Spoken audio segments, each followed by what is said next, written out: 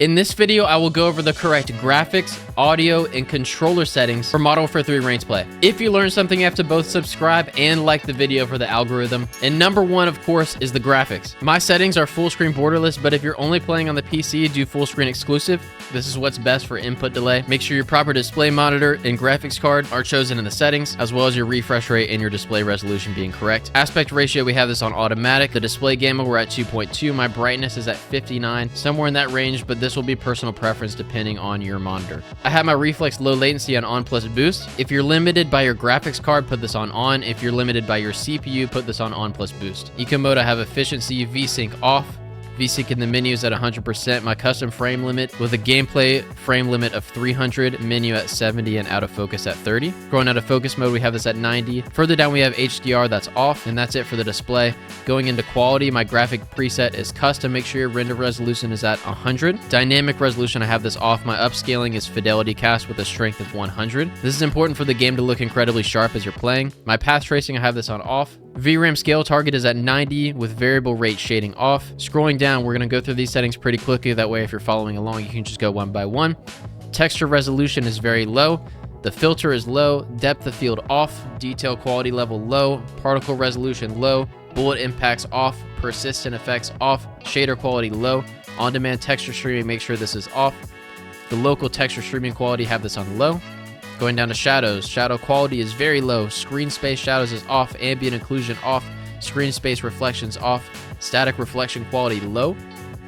Now into environment, we have tessellation off. Volumetric quality low. Deferred physics quality off. Weather grid volumes off. Water quality off. And that's it for the quality portion. Going down to view. Personal preference on the field of view. If you're on controller, don't go higher than 107. If you're on keyboard and mouse, you're more than welcome to bump it up to 120. As a general rule of thumb, I would say probably stick above 95 to 100. ADS field of view, have this on affected. Weapon field of view, I have this on wide. If you're playing on PS5 and get that weird 200 FOV glitch, keep this on default and you won't get that problem anymore. For the camera, keep world motion blur off, weapon motion blur off. The film grain should be 0 and then 50% for the first and third person camera movement.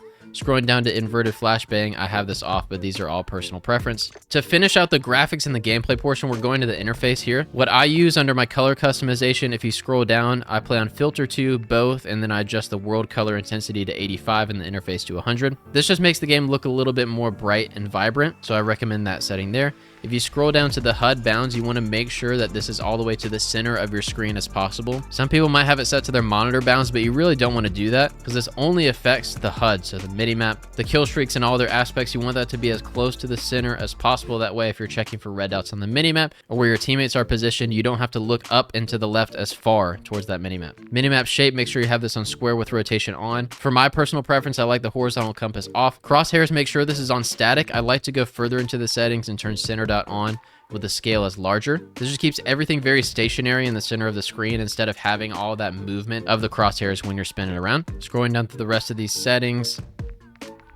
nothing too crazy important in the rest of them. That's going to be it for the graphics and interface. Up next is audio. I have this on PC speaker. If you're on the PC and can choose this option, do so. If you're on console, I would use soundbar. The way that soundbar adjusts the EQ, especially on console, makes it much easier to hear footsteps, but on PC, keep this on PC speaker. Make sure your actual output device is chosen here, with the speaker output as stereo, master volume 100, and the rest of my settings are here. Now, I don't use loudness EQ, but I'm gonna show you how to do so if you wanna hear footsteps, especially in Search and Destroy. If you're on Windows 10, you wanna go into your playback sounds, choose your output device, and hit Properties. Then go to Enhancements. You would wanna choose loudness EQ, and hit apply. I would pretty much do this only while playing the game because that's when it would bump up the sound of the footsteps and lower the sound of the loud explosions and the gunshots. I ended up getting my entire PC, graphics and audio included, optimized via FPS Hub. Their link is in the description down below. You can use code LUNCH. It'll save you some money, and I really trust all the people there. So if you're in the market for optimizing your PC, optimizing your audio, optimizing your internet, they have done all of mine and I have great results, so I fully trust them. Check them out in the description. We're going to continue on the rest of the audio settings. We have the voice chat output device, microphone level. A lot of this is subjective.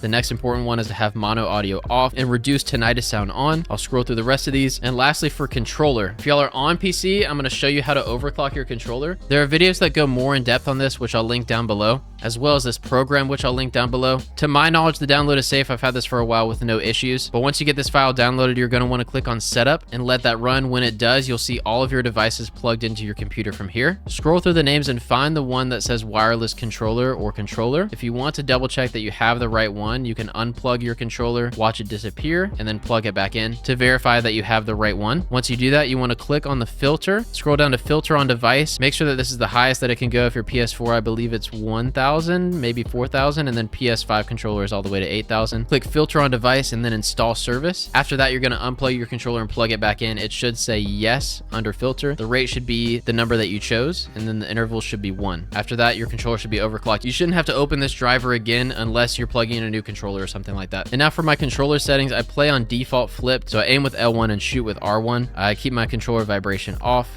My dead zone inputs, the most important ones are the left stick max and the right stick min. So the left stick max, bump this down to 70. That makes it so that you reach maximum strafe speed faster. If you're shooting with an AR or something long range, you want to be able to reach that maximum strafe speed as quick as possible to get that rotational aim assist. And the right stick min, you want this as low as possible without getting stick drift. A little bit of stick drift is okay, but as a general rule of thumb, the lower the better for the right stick min, as long as your controller is not doing anything crazy. Going over to aiming, I play on 6.6. There's a rumor going around that you need to change the advanced horizontal and vertical stick sensitivity. I think that came out as not true, but in case you want to change it, you go in custom, change it to 1, and then go back. I don't think that does anything, but in case it does, you're more than welcome to try that.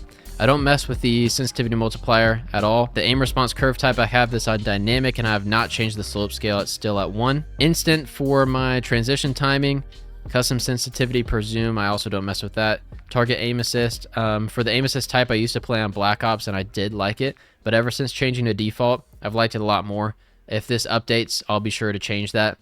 But for now, try rocking default. Scrolling down, make sure motion sensor behavior is off. And in the advanced settings, I go ahead and turn off the FOV sensitivity scaling. This is another one of those settings where it's not really confirmed if it changes too much, but it doesn't hurt to have that off. Now under gameplay, if you want to run automatic tactical sprint, this is where you would do so. I prefer single tap run, which means I only have to click my left stick once to get into tac sprint. For the mantle settings, I have grounded mantle off, automatic airborne mantle off, and automatic ground mantle / hang off.